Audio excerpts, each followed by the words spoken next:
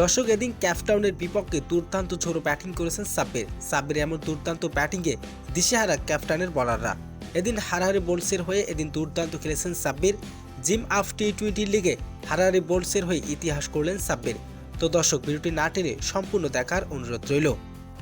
সাব্বির রহমানের দলের প্রতিপক্ষ ছিলেন ক্যাপ্টেন। শুরুতে টসে জিতে ব্যাটিং করতে নেমে 5 উইকেট হারিয়ে 103 রান করেন ক্যাপ্টেন। 104 রানের জবাবে ব্যাটিং করতে নেমে শুরুতে ভয়ঙ্কর বিপক্ষে পড়ে যায় হারাহারি। 0 রানে 1 উইকেট, 8 রানে দ্বিতীয় উইকেট, 18 রানে 3 উইকেট, 33 রানে চতুর্থ উইকেট হারিয়ে বিপাকে পড়ে যায় হারাহারি বোল্টস।